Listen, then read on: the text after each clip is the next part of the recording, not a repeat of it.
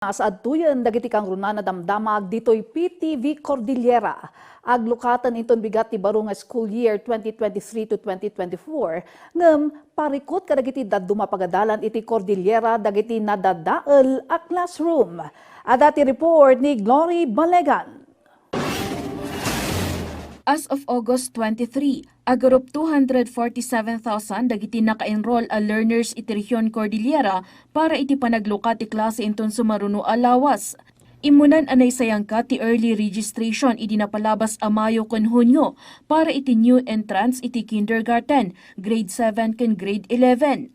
Mabalin mat nga agpalista dagiti learners ti alternative learning system kadagiti barangay, community learning center, wenno iti kaasitgan a para publiko a pagadalan. Appealing to our parents to enroll now our children kesa magiging late na naman po.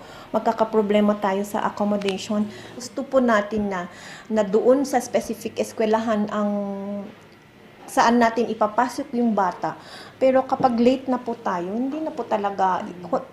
hindi na po natin pwedeng ipilit na i-accommodate kasi nga baka puno na po yung classroom. Gapumot iti panagdalapos ti bagyo nga Egay, 196 ti totally damaged classrooms iti Cordillera, 882 ti nakapasar iti major damages, ken 851 iti minor damages. Naisumitiran ti report iti DepEd Central Office para iti panakaaprobar ti nasurok 1.34 billion pesos a pondo a kasapulan tapno matarimaan dagitoy. Nakasagana mo ti DepEd amang ibangon iti temporary learning spaces wenno makeshift classrooms no saan pay anatarimaan dagiti nadadaol asilid pagadalan. However, if talagang hindi po kaya ay mag-i-implement din po tayo ng blended learning. Kasi po, yun nga, di ba marami tayong natutunan ng COVID time na pwede pala ang blended learning.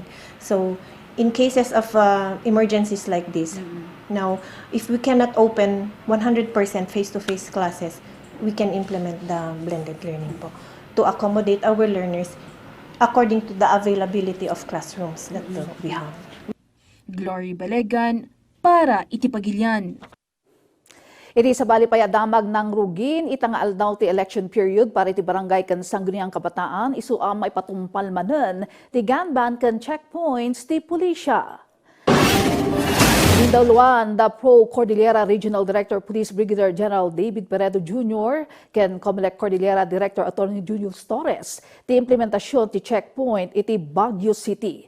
Sinukimot-damot laang ti panagtignay dagiti na dumadumang estasyon ti pulisya nang rugi ti alas 12 iti parbangon. Kabiyatan na nang rugimot lang itang aldaw ti panaghawa ti Comelec iti Certificates of Candidacy agingga Setyembre 2 wenno agingga intun Sabado.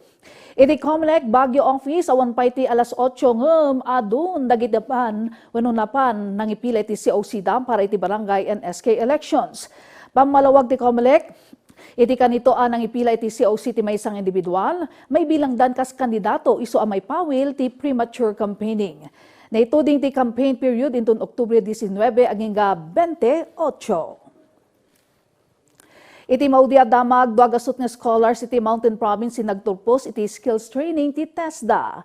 Panggap ti programa amang paay iti trabaho kadagiti umili. Agyam-yaman dagiti scholar ti TESDA an iraman iti special training for employment program wenno step sa Jay Mountain Province. At dagiti nagturpos iti shielded metal arc welding NC2, driving NC2, organic hog racing concoction making, small ruminants, organic fertilizer making and organic agriculture production ken bread and pastry production NC2. Ti step ket may sa community-based training program amang ipapaay iti specific skills needs dagiti komunidad ken may tal-o ti employment baban iti entrepreneurial, self-employment ken service-oriented activities. Panggap daytoy ang may paay ti skills ken training opportunities kadagiti benepisaryo tapno maadanda iti trabaho ken agbalinda produktibo. Dagiti kang runa na damdamag ditoy PTV Cordillera. Maaus kayo amin nga like at i-follow ti PTV Cordillera iti Facebook and TikTok ken ag-subscribe iti PTV Cordillera YouTube channel. Para iti PTV Balita ngayon sa probinsya, siyak ni alas sungduan na imbangal daw kada kayo amin.